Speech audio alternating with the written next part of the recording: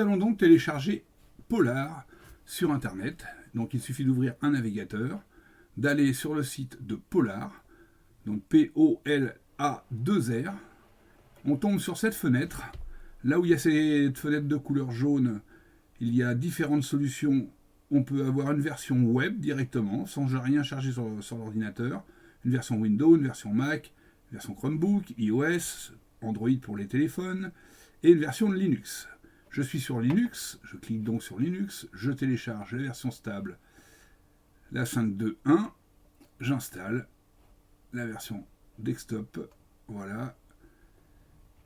En 2 minutes, le logiciel va être installé, il ne pèse pratiquement rien, donc c'est assez rapide. Voilà. Et hop, il suffit de lancer et le logiciel va s'ouvrir. Pendant ce temps-là, je referme le reste et j'ouvre la fenêtre en entier. Voilà. Alors, que voit-on sur cette fenêtre d'entrée? Il y a 2 versions. Une version express, gratuite, et une version pro, payante, qui revient environ à 22 € par année.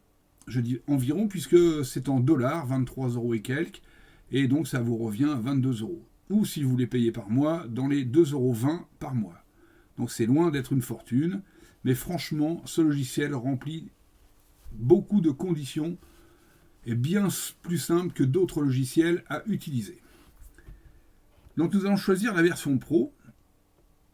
Le thème, vous aurez le temps de le choisir plus tard, donc on peut laisser comme ça pour la démonstration.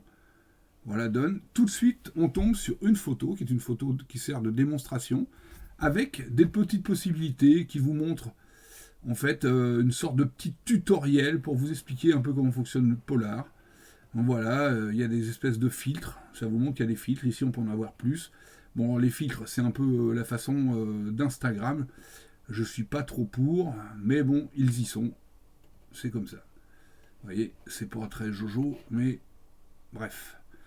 Ensuite, ça vous montre une deuxième possibilité, c'est-à-dire d'avoir tous les outils ici de travail. Je rappelle que dans cette version Pro, si vous ne l'avez pas encore acheté, vous l'avez, je crois, une trentaine de jours à l'essai. Donc rien ne vous empêche de cliquer sur la version Pro, même si vous ne voulez pas l'acheter. Et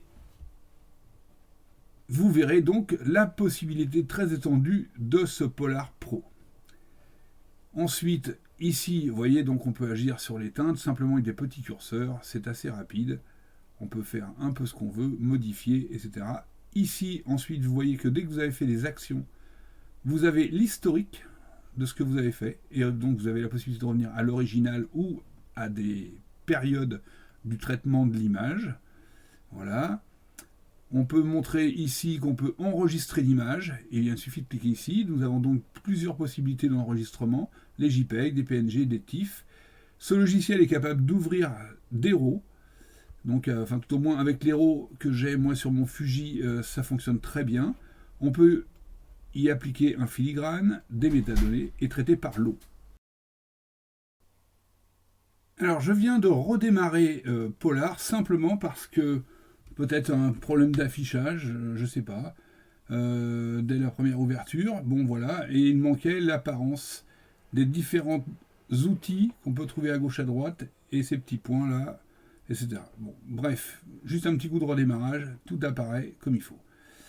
Lorsque vous cliquez sur ces 3 petits points en bas à gauche, vous avez accès à plein de menus, dont les paramètres et les comptes.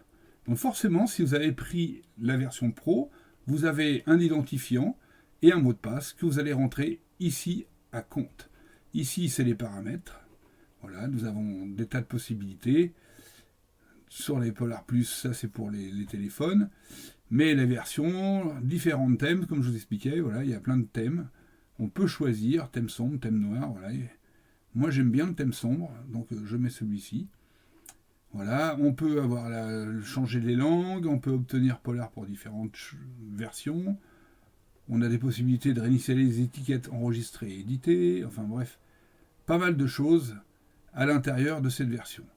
Et donc, la version compte, où il faut s'identifier en rentrant votre mot de passe et l'identifiant, c'est-à-dire l'adresse mail avec laquelle vous êtes inscrit sur le compte de Polar. Voilà. Une fois qu'on est en version pro, on a cette petite fenêtre. Bienvenue à Polar Pro. Et là, nous avons vraiment accès à tout pour l'année entière. Voilà, et nous verrons donc toutes les informations plus tard. Ici, c'était ouvrir une nouvelle photo. Et quand vous ouvrez une nouvelle photo, le petit problème sous Linux, je ne sais pas si ça le fait sur d'autres versions, c'est que si je vais chercher mes photos sur Images, vous voyez, ça me dit que je n'ai pas l'autorisation. Ce n'est pas bien compliqué, il suffit de retourner sur le logiciel d'application. Voilà. Et vous verrez qu'à Polar, sur les versions installées, voilà, il suffit de retourner sur l'installation de Polar. Alors sur le Windows, je ne sais pas, ou Mac, je ne sais pas. Et si ça vous le fait, il y a sûrement une solution. Vous voyez, et sur Polar, il faut juste cliquer sur Autorisation. Voilà. Et valider, lire et écrire des fichiers sur des périphéries de stockage amovibles. D'autant que moi, mes images, etc., sont sur un disque dur indépendamment de la zone où sont les logiciels qui sont, eux, sur un SSD. Donc du coup, si vous avez tout sur le même disque, peut-être que ça ne vous posera pas cette question. Voilà, c'est pas grand-chose à faire. Je valide avec mon mot de passe, je authentifie, et maintenant, Polar a l'autorisation d'aller chercher les photos. Vous voyez, maintenant, si je vais dans Images, voilà, j'ai plus de problème pour aller chercher, je ne sais pas, n'importe quelle image. Voilà, il faut patienter un petit coup que ça s'ouvre. Et donc, toutes les images que vous allez ouvrir se retrouveront dans la barre d'espace en bas à droite. Voilà, à gauche, pardon. Tout en bas. Voilà. Une dernière petite fenêtre ici, que nous reverrons plus tard. C'est très très sympa. Lorsque vous faites, je sais pas, un mouvement pour modifier les teintes de votre photo. Voilà, on va le faire plus vite. Voilà. On peut voir juste en cliquant sur ce petit icône avant, après, avant, après. Voilà, c'est assez sympa. Bien, eh bien, bon courage et à bientôt à la prochaine vidéo.